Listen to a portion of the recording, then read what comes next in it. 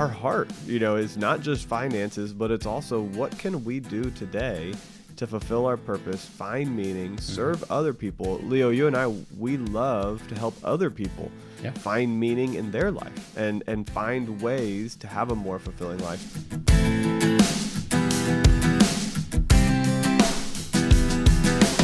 Welcome to Getting Money Right, a show dedicated to helping you achieve financial freedom through education and inspiration, so you can be free to pursue your true life's purpose. We're your hosts, Leo Sabo and David Thompson, and on this episode, we're going to talk about having a rich and meaningful life. We all want to be happy, healthy, and live a good life, but too many people are not planning for or doing anything to achieve that life. Instead, many people unknowingly embrace a way of life that looks like the good life, but the life that they choose is a counterfeit, not the good life that they hope for.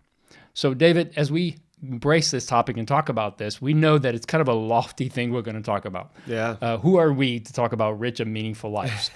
Well, here's the thing. We're just like you guys. We're human beings who are constantly pursuing to live a good and happy and fulfilling life. And we talk about this topic because it's so deeply connected to what we do every day, the way we spend our money, the careers we choose.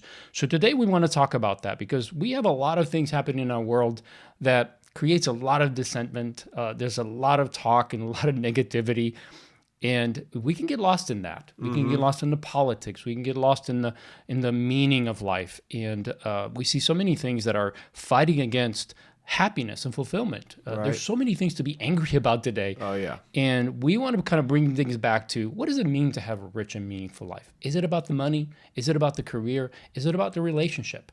Well, we're going to dive into that and talk about it because I think it's such a crucial, important thing to keep our focus on. Yeah, when we talk about being free to pursue your true life's purpose, and this is really, it's a financial podcast, and we're kind of still in the middle of this series on economics and understanding how the bigger economy works, but also personal behavior and how our lives work and what our purpose is and how we interact with others to have a meaningful and fulfilling life. And so our heart, is not just finances, but it's also what can we do today to fulfill our purpose, find meaning, serve other people. Leo, you and I, we love to help other people find meaning in their life and find ways to have a more fulfilling life. So I'm excited about this episode. I'm excited about the things that we're going to get to share and hopefully some of our personal illustrations and stories and the things that the principles that we're going to share are going to be really helpful today. Yeah. So let's talk with just some foundational principles for life. As you think about life, I think the number one thing that I've learned, especially recently, that's really began to really sink in for me is that life's not easy. And I know that's not a positive thing to say, but here's the beauty of understanding this concept is that life's not easy. It's not a bad thing. The fact that life's not easy means that it's worthwhile to push forward and make life work. Yeah. It's not going to come easy. In fact, we as human beings, when we have things easy, we tend to actually do less work, be less fulfilled, and actually have more depression and be less optimistic about life. So when we have a challenge, right, we rise up to that challenge. And in that, there's a lot of meaning. So knowing that life's not easy is a good thing to remember because when you're hit with adversity, you're not going to be knocked down. You're going to overcome that adversity and you'll have a better life as a result. Yeah, this just changes your expectations. Because if your expectation is that you just show up and then you do a little bit of work or you kind of go through education, you go through your relationships and you just show up and you think it's going to be easy and there's not going to be problems, you're going to be disappointed. You're going to run into frustration. You think you're going to get married and it's going to be perfect forever.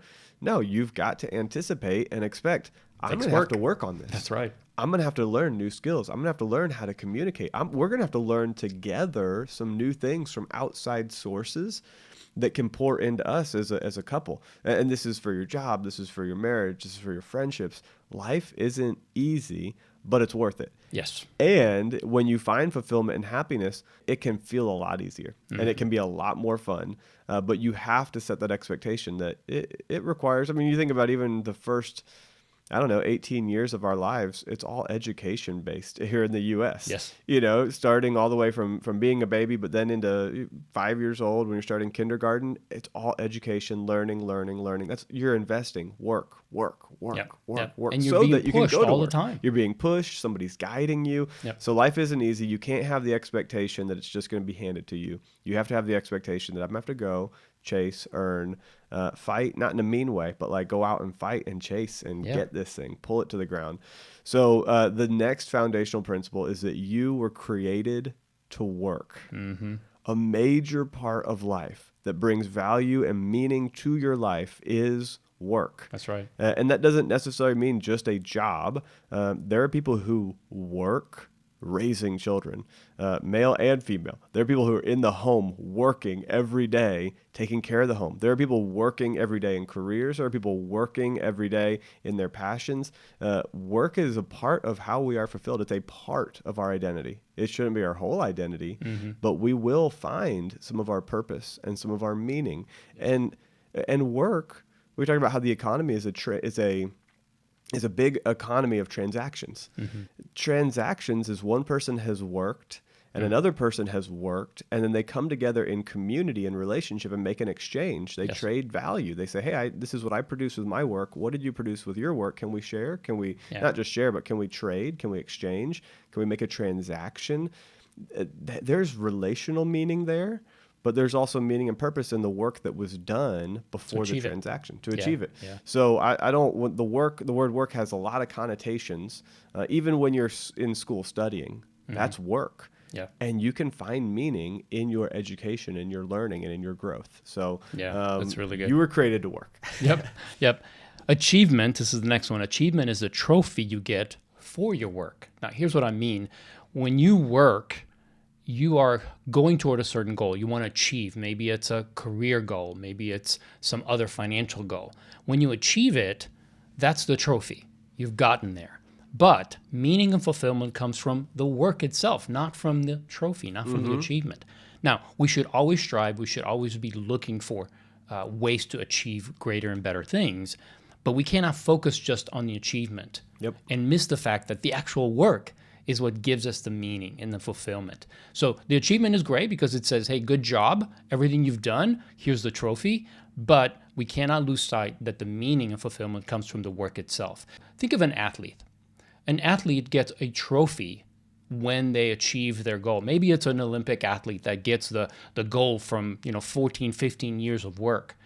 But realize that the work they've done, if they didn't love doing it, if they didn't pursue it because they enjoyed it, and they just did it begrudgingly just to get that trophy, Right. that trophy won't mean very much. No. It'll be empty. And 5 minutes after they got it, they'll be like, I just wasted 14 years of my life. Right. So it's not the achievement that's most important. It's the work itself. And we need to find fulfillment in that. Because if we miss that, then we live always looking to the future and missing today. Yeah. And that would be a tragedy, in my opinion. And the achievement, like you said, it's a trophy. It's a mile marker. It's a place where you can say all that work that I did. Like you can take a step back and look at it and have the memory and remember. But the memory that you're going to have is the work that you put in to get to that mile marker. Just standing on the stage holding the trophy, you'll remember that moment.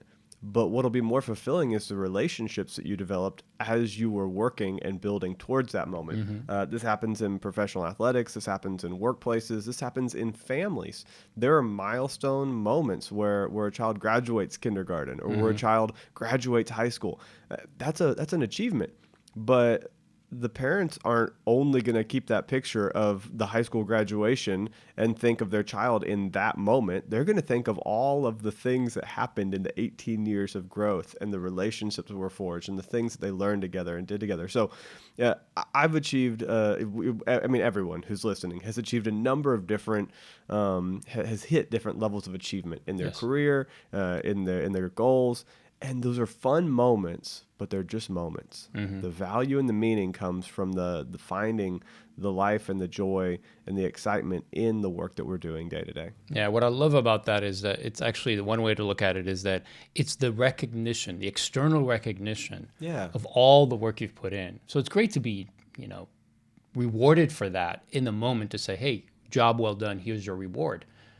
But the work itself, right? You didn't do it because you wanted a trophy only. You did it because you enjoyed doing it. And that's such an important thing to understand and a value to hang on to, because it is a getting up every day and doing the job and being part of it. I think that's so exciting, especially when you're working in your passion. That's right. Well, the fourth principle is that a happy and fulfilled life must be built on and filled with relationships. That's right. Think about what you do for your family. I mean, the work, like when I go to work, I'm not just thinking about my work and myself. I'm thinking about my family, how I'm taking care of, providing, how I'm serving, how Yep. me going to work is bringing in an income to help take care and grow and produce more health for the future of my family.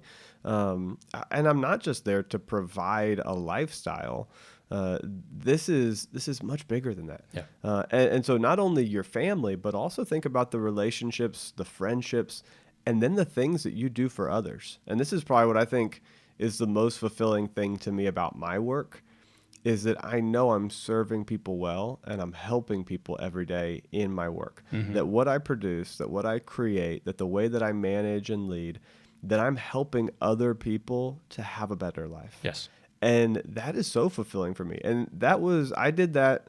Now, maybe I didn't think about it from such a meta perspective, like higher level looking down, but like when I served snow cones for $5.25 an hour in high school, like I got to give somebody, now it was a cup of sugar and ice, but that made their day happier. Yep. People love to go to the snow cone stand. Now, when I served concessions at the dollar movie theater, people were so happy to pay 50 cents or $1 for a ticket and then pay $7 for popcorn. They were just happy. They're like, wow, yeah, I'm happy to pay $7 for this popcorn when I only paid $1 for it. But I was the one that got to hand them that popcorn. I was the one that got to serve them that drink. Today, I work in ministry, helping people go through some of the toughest times in their life, but also celebrate and highlight some of the best times in their life. Yeah. I get to be a part of these really cool moments, but every day I'm serving other people. Yep. And so that is incredibly fulfilling. No matter what job you're in, you can change your perspective to think through the relationships that you've built and the people that you're serving. Jim Rohn used to say it this way. He said, don't miss anything when it comes to relationships. And what he meant is, make sure you're doing your job, that you're achieving these goals and that you're being productive and that you're fulfilled in that, but don't miss the most important things, which is the people in your life.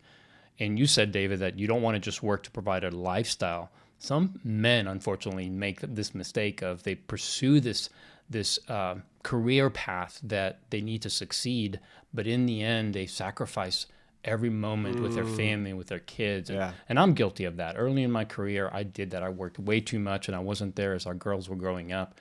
But fortunately, they weren't too old before I woke up and I said, okay, I need to be home every day, and I can't work 4 jobs in order to give us the lifestyle that we want. And I think that's really important to understand. No matter how much you pursue career and being fulfilled in your passion and goals, you will regret not having those relationships as a priority. So we're telling you that to have a happy and fulfilled life, you must make relationships as a priority, because that's most important, and you'll find that. That's good. Well, let me ask you a question. As we're talking about work, and this is just to you, the listener, how did you end up in your job? Because we're talking about how a lot of our fulfillment and productivity and creativity and the things that we do in life comes through our work. Yeah. Well, how did you end up in your work? How did you get there? Did it just happen? Did an opportunity come up and you just kind of said yes?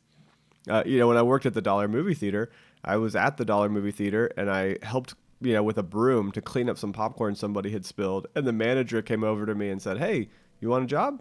And I Opportunity. said, yes. So it was an opportunity. Like I wasn't looking for a job at, 16 at the Dollar Movie Theater, but it was an opportunity. And I said, yes, that's how I ended up there. How did you end up in your job? What got you there? Was it intentional? Was it a well laid out plan? Was it you pursuing a passion, or was it just, here I am? Yep. Was it something that your parents wanted for you? They directed your life. Is your work based on somebody else's dream for you? Maybe your parents wanted you to be a doctor or a lawyer or a school teacher, or, fill in the blank. Maybe your parents wanted you to be in ministry. I mean, I work in ministry. I know a lot of people whose parents pushed them to serve people through the church. Right. Whether that was their actual original vision and goal for their life or not, the parents were pushing that. So Yeah. you have to be aware. This is something that I have always had in the forefront of my mind when I chose a job. Did you choose this job and this work just because it paid well? Like, was it only for the money? Or was the money 80% of the reason or 50% of the reason? I mean, honestly, coming out of college, money was a very, very, very high percentage of the reason for my first job. Yeah. Because, I was finding my value and identity in the money, which wasn't healthy. But B, I was operating out of a place of fear. I was like, oh, I'm a grown up now. I have to make good money. Right. And I knew, because of a basic financial understanding, how expensive life is. We said life isn't easy. Life isn't cheap either, Leo. No, it's Not the life that I grew up in. I grew up in a middle class American lifestyle, and you have to earn really, I mean, at least $50,000 a year, but ideally $70,000 a year to live the middle class American lifestyle today. Yeah. And that's not easy. That's not cheap. I mean, that's two. That's typically two jobs for most families. Yeah. So, did you end up in your job just because you were pursuing money? And I'll tell you, my motivations were unhealthy originally. And the cool thing is, it ended up being okay. It ended up working out. I ended up in a good job, and I ended up shifting careers and getting to where I needed to be long term. But where are you today? Is it time for a shift for you, or what is the driving focus? Yeah, because if you chose something that was either money motivated or somebody else motivated you to go there, or it was just an opportunity you said yes to, maybe you lacked the foresight or maybe even the maturity back then to choose it because it was interesting to you and you were passionate about it.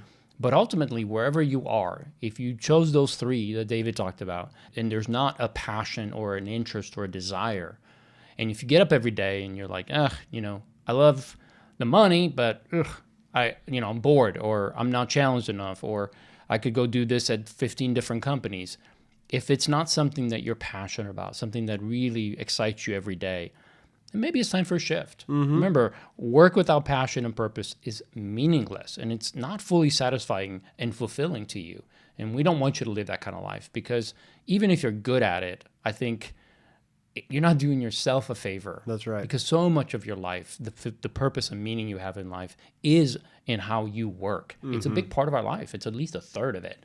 So it's important that we operate in our passions and the things that we're interested in, good at. Yeah, and when we say maybe it's time for a change, that doesn't mean that you quit your job today and walk away from your responsibilities. Right. That means maybe it's time to change your way of thinking and the new skills that you need to add to your life and the new education that you need to add. What are the changes that you need to make today to begin to move towards something that will be more fulfilling? Yeah. Because when I was earning $5.25 an hour, that's all I was worth. And so if I were like, oh, I'm just going to quit because I want a job that has more meaning than selling concessions, no, I couldn't have actually done that because nobody would pay me to do anything but sell concessions at that point in time. I mean, unless I was entrepreneurial and wanted to build my own business. Right. There's not any company that was looking to hire 16-year-old David Thompson to do anything but menial tasks for them. And that's okay because that's what I was skilled at. And not even skilled at, but I had the ability to do. My human capital provided $5 worth of value and hopefully maybe $15 worth of value an hour to the company. But I got $5 of that value I was bringing. Yeah. And so you also have to be aware where you are today. And we say that maybe you should be thinking about a change. You have to think about the gap between where you are today and where you'd like to be and what it's going to take to fill in that gap. Yeah, and there's traditionally two paths when it comes to our work that we can take. One as an employee, and the other one you mentioned, David, which is as an entrepreneur. Now, here's the beauty of this. Both have tremendous value. Absolutely. And some are called to one, some are called to the other. There's not one better than the other. Some people will argue that one is better than the other. I disagree. I think they both have tremendous value. So you may have started as an employee, but maybe something's happened in your life over the last few years. Maybe you read a book. Maybe you read Rich Dad, Poor Dad, and you thought, hey, I want to take more control of my life, and maybe entrepreneurship is the way to that. I don't know. Whatever your motivation is, if you're being drawn to be an entrepreneur, then let's talk about the right reasons and the wrong reasons to pursue that path. First, the right reasons.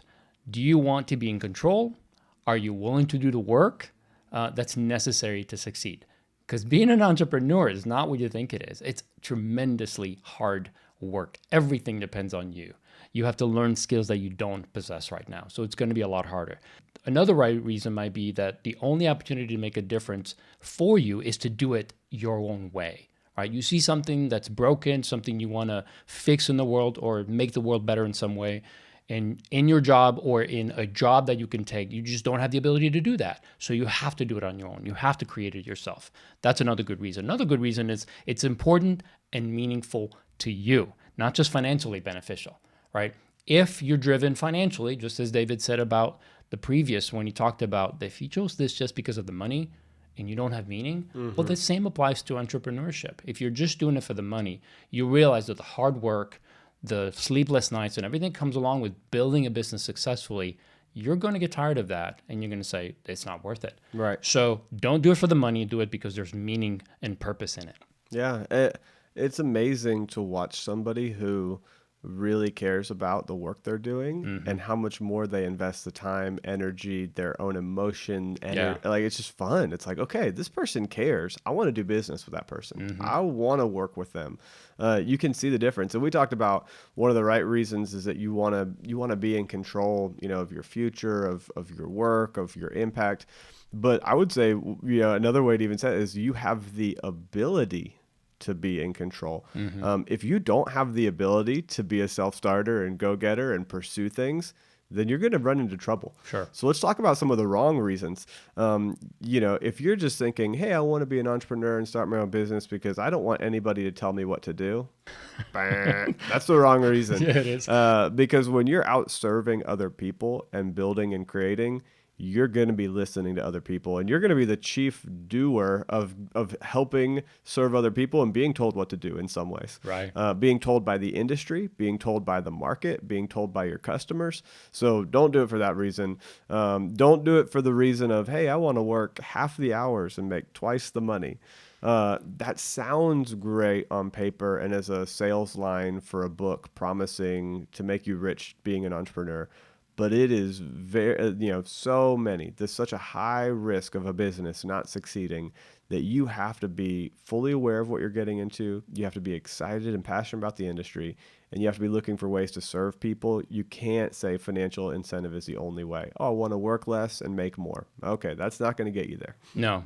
And I'm reminded of a book that was written by Tim Ferriss, The 4-Hour Work Week. And I think all of us have this romanticized the idea of go into business for ourselves and get into a place where literally we're managing everything, almost like a hands-off type of managing of a business, and it's just producing this passive income. And I'm not saying that's not possible down the road, but realize, again, going back to the meaning of life is not to have all the resources you want and to achieve your goal, but to actually continue to pursue goals. And it's the work that's going to give you purpose. So even if you were to achieve that success, you're going to be bored out of your mind 10 minutes after you're done, and you're going to want to do something else. So if you look at true entrepreneurs are constantly building. They'll build something, sell it, and start something else. It's not that they're looking for punishment or they just want to have a difficult life. It's because there's meaning in their work and they're making a difference and producing things. And so it's important to understand that the wrong reasons to go into entrepreneurship are probably going to leave you depressed because there's a lot of work involved and you're not going to work half the hours and get twice the pay for a long time. And then it's really not the goal. The goal is to have a meaningful, purposeful career and something that you're working at, the work you're doing, rather than just the money or the freedom to say, I'm my own boss and nobody can tell me what to do. That's just the wrong motives. Yeah. Well, Leo, you told me about a phrase that you heard the other day. It was to work a full-time job, like work your full-time job, but work part-time on your passion. Yep. I thought that was interesting. You should be working full-time on your job. You should be giving your job your full hours, like what you usually do, 8 to 5. You should be focused and energetic and serving your company well if you're working for a company. But part-time, you should be working on your passion. Yeah. I have this theory. I believe that as people are drawn into doing something different. So let's say you're in your job. This has happened to me several times as I've had several career changes. And every time I was about to shift from one career to the next, there was this lull. There was this like Yeah. pause. Like I had gotten really good at my job. I could do it with my eyes closed. It didn't take as much effort. It didn't take a lot of brain power to do it. I could just come in and do it and produce what the company was hiring me to do. But at the same time, I felt like I had all this extra time because now I'm so efficient at my job that I had this extra time. Mm-hmm. So whether it was I get my job done and I have all this time at home, 4, 5, 6 hours every day and my Mm-hmm. weekends, or I actually have time at work because I've done my job and there's nothing else to do for the day. And that happened to me where I would have this lull. And it was at first I thought, well, I feel like I'm not being productive and I'm not honoring my employer, but I was doing everything my employer was asking. Mm-hmm. And then I realized, hey, this is an opportunity for me to grow in something. And that's usually when something would come up, some kind of passion would rise up. And then I was like, I'm interested in this. I started studying that. And I would use the extra time I had to build and to grow in that experience and in that knowledge. And that prepared me for the shift. And then, but I didn't know it, honestly. So I believe that happens to a lot of us. If you're bored in your job, if you can do it with your eyes closed and you have this extra capacity of time, Mm-hmm.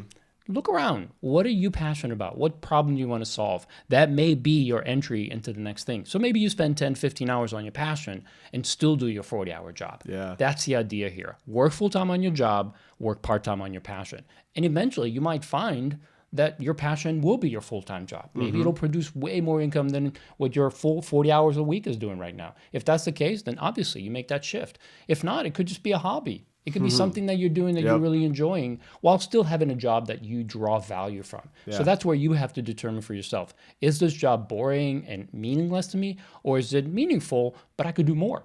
And then you could go beyond just your job and increase your passion to do something else as well. That's right. We live in an economy that rewards hard work. We've been talking about productivity growth as one of the most important key factors of our whole economy, GDP, and slowly, year over year, the economy growing 2%. 3%, whatever the number ends up being. That's the macro economy. That's the whole country. You could even take that out to the whole world. How is the world growing in productivity? But your personal productivity is the number one determiner of your success. It is the factor that will change how successful you are financially, how fulfilled you are. And that productivity, it stems from education. It stems from your natural talents, what's naturally already inside of you, the learned skills that you pick up along the way, and learning how to use new tools. I'll tell you, Leo, I worked full-time for 5 years out of college at a really cool, really good company that I enjoyed working for, and I gave them 100% of my focus and energy when I was at work. Because I gave them 100% of my focus and energy while I was at work, and I came in a little early, I might stay a little late, and I was productive, I did well in that career and in that job, and it was good. But I'll tell you this, 10 to 15 hours a week, I was reading books on finances, on stewardship, on biblical understanding of how to manage. I was serving in the church. I was finding ways to help other people. I was shadowing pastors. I was learning a skill that I was passionate about. And after 5 years of serving my company really well, I learned skills there too. I learned management. I learned time management. I learned how to calendar. I learned Outlook and Excel and PowerPoint and customer relations, all sorts of, basic job skills. Yep. Well, I was then able to transfer those basic job skills plus all the excess learning I had done and my passion into a full-time career in ministry, serving people at the church where I was really fulfilled. And so I was working full-time in my job and 100% focused while also dedicating time to my passion. And eventually I moved over to my passion. Yeah. And at that point, I considered myself to be retired. I was like, hey, I'm doing the thing that I love to do every single day. I still work hard. I mean, I work really hard some days and some weeks because when you're serving people in ministry, like you have an extra oomph to go above and beyond because you want to help people. So I work hard, but I find meaning and fulfillment in that work.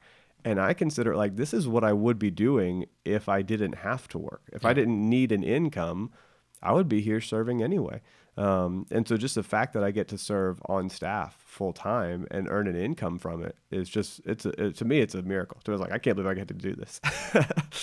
Yeah, David, I think having unique skills outside of your current job and career field is really useful because you never really know what's going to happen. I love your journey. I've had a similar journey. I was part of that journey because you were volunteering in a ministry that I was overseeing at the time. So it was fun to see that passion grow in you and your devotion to it. So I would say you're like the poster child for that. You were very devoted to your job. You were getting accolades in that job, while at the same time, this passion was being developed in you. And I remember you and I having a conversation about you potentially going to another company and starting, helping them to start in the area, something similar that you were doing with the current company you were at. And you were kind of like, what do I do? I got this opportunity. What do I do? And I remember I only had one comment for you. What are you passionate about? How do you see yourself 5 years from now? And you said, I see myself as a stewardship pastor. And I said, then you got to trust that God's going to open the door when the right time comes, that opportunity will come your way as long as you stay faithful. And it happened like within a year or so. So what's really cool about that, though, is you didn't rest. You worked and you positioned yourself and increased that skill and ability, and eventually became both personally rewarding and financially rewarding because you were compensated for being able to do something that you love doing. So you'll never really regret developing additional skills to fall back on or to pursue, carve a different path for yourself. So that's why it's so important to consider that. Develop a strategy to pursue your passion. Work 40 hours on your job while you're working part-time on your passion. And engage with the entrepreneurial endeavor if that's something that you're being drawn to, something that you want to know. Learn everything you can about it. That's what's so important. I hope you got that from this conversation, that David pursued this thing about finances, personal finances, and biblical teaching on finances with gusto. I mean, he spent a lot of time. I would say it's probably more than 15 hours. Between your studying and teaching and everything you were doing, you were more than 15 hours a week. But that's because you saw this as a potential for you. And even if you would have never had the opportunity, you were fulfilled in it. It wasn't like I'm doing this so I can get there. No, you did it because you loved it. Yeah. And then eventually you had the opportunity to do it more. And I think that's something that we should really understand. Having a rich and meaningful life, it's not going to happen by chance. It requires a plan, and it requires for us to do hard work. That's right. Well, I hope that this episode has been meaningful for you. I hope that it's inspired you to pick up some new skills, to further invest in your education in the areas that you love. I would say find a mentor. Over 10 years ago, I found Leo as a mentor in the industry that I loved and wanted to serve, and I started following him around, and he let me follow him around, and I was able to pick up a few tasks off of him, so he didn't have to do those, and I got to learn while I got to pick those up. So who can you shadow? Who can you volunteer for? Who can you, Leo was telling me earlier today about a friend whose son is in an apprenticeship, and is apprenticing with somebody 1 day a week, 2 days a week. I don't know what the time frame was, but it's like, who are you apprenticing with for fun? Who are you learning from? And it could be related to your career and your job, but I think there's also a strong chance it might be outside of your career and job, and that's okay. Having a diversity of skills will help you because, just things change in the economy. Yeah. Things change in companies. The church that I work for, things change constantly because we are growing at a fast pace. And so we are always learning, changing, developing new things. You need to be ready for change. So what are you developing and learning to do that? So I hope it's encouraging. I hope you'll share this episode with a friend, and even this whole series on economics and then personal behavior and how all of these things are connected. And Leo, if people want to spend more time with you, where do they go? Yeah, they can come to leosabo.com. This is where you're going to find the show notes for this episode, other podcasts, of course, that we've been recording for quite a while, financial tools, other relevant content. You can find it all there, and you can find me there. If you want to connect with me, you can find me either on that website, connect with me that way, or on social media. If you just Google me or search for me, Leo Sabo, you'll find me. And if I can help you in any way, please let me know.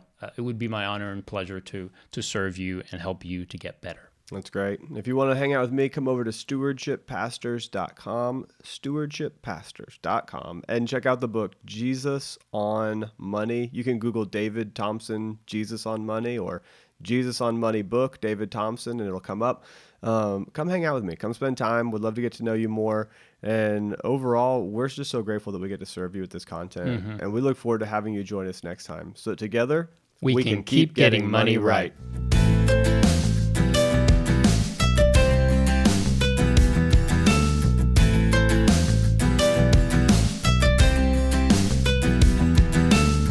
So you'll never really regret developing additional skills to fall back on or to pursue, carve a different path for yourself.